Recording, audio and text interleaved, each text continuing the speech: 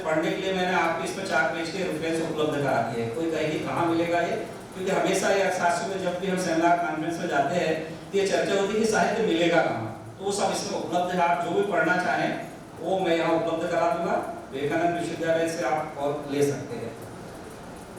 इसमें कुल मिला के निष्कर्ष रूप में जितनी बात बोली मैंने उसको बिल्कुल शॉर्ट में आपके सामने रखने का प्रयास कर रहा हूँ कि भारतीय ज्ञान आधारित अर्थशास्त्र में अन्य बातों के साथ 3 तथ्य शामिल हैं।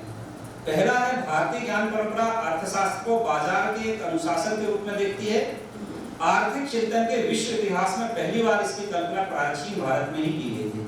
अब मैंने कहा आपसे कि हम इसलिए कौटिल्य को हमको अर्थशास्त्र का जन्मदाता मानना चाहिए, या उसकी जितनी मैंने अभी चर्चा की। और विश्व में अर्थशास्त्र की पहली पुस्तक भी कौटिल्यम अर्थशास्त्रम, आप पढ़ेंगे उस पुस्तक का नाम है, जिसमें सब प्रकार की चर्चा, यानी किस तरह से कर लेना चाहिए, 24 प्रकार के कर की बात है, कर ऐसा होना चाहिए कि व्यक्ति को पता लगे कि उसके ऊपर कर लगाए, बहुत सारी बातें उसमें 10 अध्याय है, आप पूरा पढ़ेंगे उसको तो। और विश्व अर्थशास्त्र के इतिहास में अर्थशास्त्र की पहली परिभाषा शुक्राचार्य और कौटिल्य ने प्रस्तुत की, तो इस पर इसको भी हमको थोड़ा बदलना पड़ेगा। इतिहास के सभी युगों में आर्थिक विचारों का योगदान हमने दिया है, जिनकी मैंने आपसे अभी सारे लोगों की चर्चा की। आर्थिक चिंतन का इतिहास है कि ये पवित्र वेदों से शुरू होता है और महाभारत के शांति पर्व विदुर नीति तक प्रवाहित होता है। इसके बाद याज्ञवल्क्य, गौतम, मनु के संस्मरण और शुक्राचार्य, कौटिल्य आदि के संकलनों का हमको अनुसरण करना चाहिए। इसके पश्चात आज की जो समस्या है, अब आज के संदर्भ में बोलना चाहता हूं कि आप कहेंगे कि साहब इतना तो बता दिया आपने, लागू कैसे होगा, कौन करेगा इसको, ये प्रैक्टिकल है भी कि नहीं है। और इसलिए आधुनिक अर्थशास्त्र की आप सबसे बड़ी समस्या आज देखते हो क्या है, स्टैग्फ्लेशन है। यानी विकास तो हो रहा है पर कीमतें लगातार बढ़ती जा रही हैं, और इसका जो समाधान है वो भारतीय ज्ञान आधारित अर्थशास्त्र हमको देता है। भारतीय ज्ञान आधारित अर्थशास्त्र में इस दुविधा का समाधान दिया गया है। आइए हम सब मिलकर इस पर हमको विचार करना चाहिए। सूक्ष्म अर्थशास्त्र का टूलबॉक्स मूल्य संवर्धन से उत्पन्न होता है, इसका उपाय बताया मैंने। यदि इसका प्रयोग भारतीय ज्ञान आधारित अर्थशास्त्र में किया जाए तो एक नई सभ्यता का प्रतिमान, एक मॉडल जो है ये और प्रस्तुत करता है। एक मॉडल मैंने यहाँ बनाने का प्रयास किया है। इस भारतीय आर्थिक व्यवस्था का, इस सिद्धांत का एक मॉडल मैंने बनाया है। यह ऋग्वेद और मैंने अपने मन से नहीं बनाया है, ये ऋग्वेद और महाभारत काल में महात्मा विदुर के द्वारा दिए गए मार्गदर्शन के आधार पर बनाया है। उस मॉडल में मैं ये बताना चाहता हूँ आप लोगों को कैसे ये लागू करेंगे हम आज के समाज में, आज की अर्थव्यवस्था में। तो इस मॉडल में स्वरोजगार की बात, हम लोग सबको, हम सब जानते हैं कि दुनिया के सबसे ज्यादा जनसंख्या वाले देश हैं हम आज, 142 करोड़ के आसपास हमारी जनसंख्या है। तो सबको नौकरी दी जा सकती है क्या? आप में से मुझे नहीं लगता कि कोई सहमत होगा कि सबको नौकरी दी जा सकती है। हमारे यहाँ स्वरोजगार जरूर दिया सकता है। और भारत में तो यदि शिक्षा नीति के संदर्भ में बात करेंगे तो जो जितने गांव थे 7 लाख, हर गांव में गुरुकुल हुआ करता था और शिक्षा तो हमारे यहाँ निःशुल्क हुआ करती थी। आजकल तो शिक्षा ही सबसे बड़ा व्यापार का साधन बन गई है।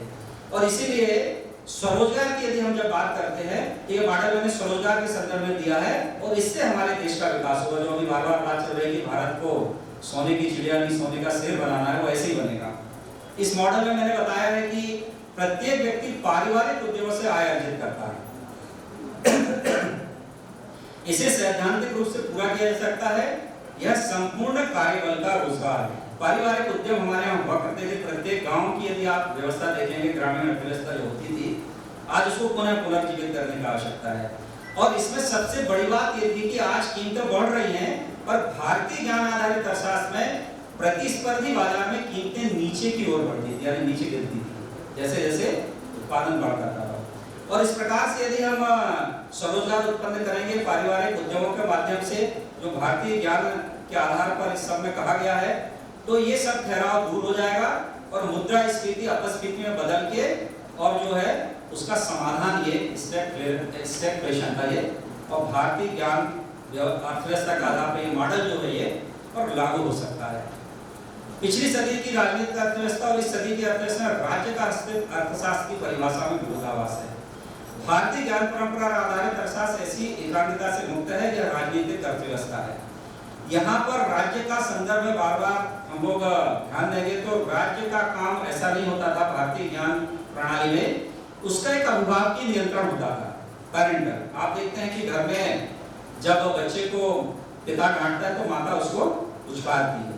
तो ऐसा राजा को होना चाहिए, हमारे भारतीय ज्ञान परंपरा में कहा गया था कि उसका पेरेंटल टच यानी अर्थव्यवस्था को नियंत्रित करने के लिए और अभिभावकीय नियंत्रण होना चाहिए, जैसे अभिभावक करता है उस तरह के नियंत्रण की आवश्यकता इस भारतीय ज्ञान परंपरा में और बताई गई है। आर्थिक मामलों में निर्णय लेते समय ऐतिहासिक मनोवैज्ञानिक अवस्था सोने और धन संचय की लालसा के लिए लोगों को प्रेरित करती है। अभी अजय जी भाई साहब ने चर्चा की थी कि वैदिक दर्शन में, इसलिए वैदिक दर्शन में यह अपरिग्रह है जिसकी हमने चर्चा की है, और अपरिग्रह मन की वह अवस्था है जो धन संचय की प्रेरणा नहीं देती। ये सारी चर्चा मैंने आपसे की। आर्थिक अवधारणा में शुक्र के योगदान की भी चर्चा मैंने कर दी, कौटिल्य की कर दी, उसका निष्कर्ष मैं आपको बता रहा था। इसीलिए और आखिरी में मैं इस सब की चर्चा करते हुए मनुस्मृति की चर्चा मैंने आपको कर दी है, शांति पर्व की चर्चा हो गई है। इस सब के आधार पर और भारतीय आर्थिक विचारों का सार, इसको मैं आपके सामने प्रस्तुत करने का प्रयास करता हूं कि भारतीय ज्ञान परंपरा के अनुसार चेतना की शुद्धि अत्यंत महत्वपूर्ण है, जिसके आधार पर मनुष्य की सभी समस्याएं स्वतः ही हल हो जाती है। इसमें भी मैंने एक फ्लो चार्ट बनाया है, इसे इस प्रवाह के माध्यम से समझा जा सकता है। व्यक्ति की चेतना का स्तर, फिर उसका मन की प्रकृति, फिर विश्वास, मूल्य, नैतिकता, जिसकी अभी यहाँ चर्चा पूर्व वक्ताओं ने की, उस परिप्रेक्ष्य में चरित्र और व्यवहार, राष्ट्रीय चरित्र निर्माण और उसकी आवश्यकता, शिक्षा संस्कृति उत्थान लगातार उस पर काम कर रहा है। फिर कार्य परिणाम और हितधारक की पूर्ति अंत में। तो इस फ्लो चार्ट के माध्यम से मैंने और इस सब का किस तरह से हम समाधान कर सकते हैं, तो भारतीय ज्ञान परंपरा को लागू भी हम कहाँ कर सकते हैं, इस सब की चर्चा और संक्षेप में मैंने आपसे करने का प्रयास किया है। और पूरा डिटेल जिसको चाहिए तो इसमें उपलब्ध हो जाएगा। और इसलिए अंत में राष्ट्रीय शिक्षा नीति की कुछ प्रमुख बातों को कह के मैं आपसे समाप्त करूंगा इस विषय को, क्योंकि जो राष्ट्रीय शिक्षा नीति के संदर्भ में ये जो भारतीय ज्ञान परंपरा और अर्थशास्त्र का विषय विवेकानंद विश्वविद्यालय को मिला है, उस भारतीय ज्ञान परंपरा में भी और 5 मापदंड इस राष्ट्रीय शिक्षा नीति में बनाए गए। आप सब लोगों से मेरा एक जरूर निवेदन है इस मंच के माध्यम से कि ये राष्ट्रीय शिक्षा नीति की पुस्तक है। बहुत ईमानदारी से बताइए कि कितने लोगों ने पढ़ी है इसको, देखिए जरा हाथ उठाइए इस हॉल में बैठे हुए, तो 10-12 लोग हैं। तो इस भारतीय ज्ञान परंपरा के संदर्भ में आपसे एक निवेदन संकल्प भी लेना चाहता हूं इस मंच के माध्यम से, आप इस पुस्तक को पढ़िएगा। ये 110 पेज की है, 4 भाग है इसमें। पहला भाग स्कूल शिक्षा का है, दूसरा भाग जो है उच्च शिक्षा का है, तीसरा भाग के अनेक विचारणीय मुद्दे हैं और चौथा भाग इसका क्रियान्वयन है। तो अंत में मैं अपनी बात यहीं से समाप्त करूंगा कि जितनी चर्चा मैंने आपसे की है भारतीय ज्ञान परंपरा और अर्थशास्त्र के संदर्भ में, इसकी 5 मापदंड पर ये राष्ट्रीय शिक्षा नीति बनाई गई। बहुत सोच समझ कर बनाई गई। इसकी शिक्षा नीति के बाद अब उसके इतिहास में नहीं जाता मैं शिक्षा नीति के, और उसमें सबसे पहली बात कही गई शिक्षा की पहुंच, यानी 100% लिटरेसी रेट होना चाहिए। और इसलिए शिक्षा नहीं, मैं बार-बार विद्या शब्द मैंने शुरू में कहा, तो 100% लोगों को विद्या प्राप्त हो, शिक्षा ना प्राप्त हो, ये पहली बात है। शिक्षा की गुणवत्ता हमको बढ़ाने की आवश्यकता है। क्वालिटी ऑफ एजुकेशन कैसे बनेगा, तो जब हम इन विषयों को शामिल करेंगे तो हमारी क्वालिटी ऑफ एजुकेशन अपने आप बढ़ेगी।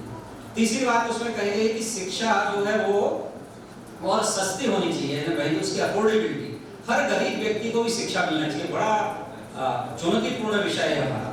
और चौथी बात है उसमें समानता, यानी SC, ST, OBC, जनरल, गरीब, अमीर, गांव का हो, शहर का हो, सबको शिक्षा मिलनी चाहिए। यहाँ तक कि ट्रांसजेंडर की बात भी इस राष्ट्रीय शिक्षा नीति में कही गई है पहली बार।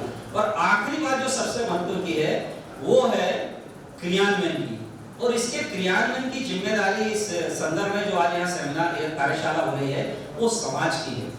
और इसलिए शिक्षा समाज का विषय हुआ करता था। और इसलिए जब हम इस भारतीय ज्ञान परंपरा हम अर्थशास्त्र विषय के लिए आज एकत्रित 2 दिन चर्चा करेंगे, प्रथम वर्ष का पाठ्यक्रम भी बनेगा। हम लोक सेवा आयोग में भी प्रयास कर रहे हैं कि, और हमने भी उसमें भारतीय ज्ञान परंपरा की एक यूनिट डाली, इसलिए छात्र को अब उस पर जाना ही पड़ेगा।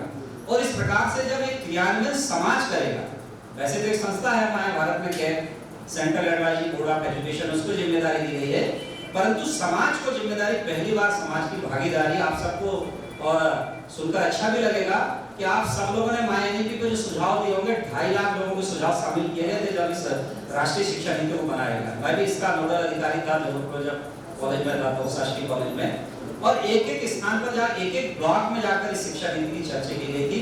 इसलिए आप सबसे मेरा निवेदन है कि इसको जरूर पढ़े। इसका दूसरा भाग विशेष रूप से हम लोग उच्च शिक्षा के लोग हैं, उसको जरूर पढ़े। उसमें 10 अध्याय है। उन 10 अध्यायों को पढ़ने से आपको ध्यान में आ जाएगा कि भारतीय ज्ञान परंपरा को और अर्थशास्त्र के संदर्भ में किस तरह से लागू किया सकता है और उसमें हमारी भागीदारी है। उसी क्रम में ये सारी कार्यशालाएं देश भर में 5 वर्ष तक मध्य प्रदेश सरकार हम सब मिलकर काम करने वाले हैं।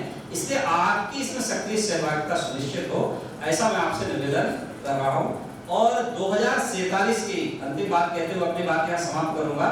विकसित भारत 2047 की कल्पना में 5 संकल्प की चर्चा की गई है। उनकी व्याख्या मैं नहीं करता यहाँ, और इसलिए बार-बार यहाँ जो बात हो रही है कि भारत को और सोने की चिड़िया नहीं सोने का शेर बनाना चाहिए, तो उस राष्ट्रीय शिक्षा नीति में ये भी कहा है कि भारत को जो है नॉलेज सुपर पावर बनाना है। दुनिया के अभी देख रहे हैं आप, नालंदा और तक्षशिला विश्वविद्यालय फिर से खड़े हो रहे हैं। 20 देशों के विद्यार्थी उसमें अभी नालंदा विश्वविद्यालय पढ़ने के लिए फिर से आने लगे हैं। इस सब में हमारी सक्रिय भूमिका कैसे हो सकती है? तो भारत को नॉलेज सुपर पावर बनाने में, और जय जवान जय किसान आदरणीय मोदी जी ने नारा दिया था एक बार ऑल प्ले से, तो जय विज्ञान और जय अनुसंधान भी उसमें हम जोड़ते हुए भारत को नॉलेज सुपर पावर बनाने में इस भारतीय ज्ञान परंपरा के आधार पर अर्थशास्त्र विषय में जो सारा साहित्य है इसका हम अध्ययन मनन और चिंतन करते हुए, और हम इसको जब आगे ले जाएंगे तो निश्चित रूप से भारत को जो सोने की चिड़िया बनाने की बात हो रही है, या भारत विकसित भारत बनेगा 2047 में, और ये पूरी दुनिया का नेतृत्व करेगा, उसमें हम निश्चित रूप से सफल होंगे, ऐसी मैं कामना करता हूँ। आप सबने मुझे यहाँ बुलाया, यहाँ बोलने का अवसर दिया, इसके लिए बहुत बहुत धन्यवाद। जय हिंद।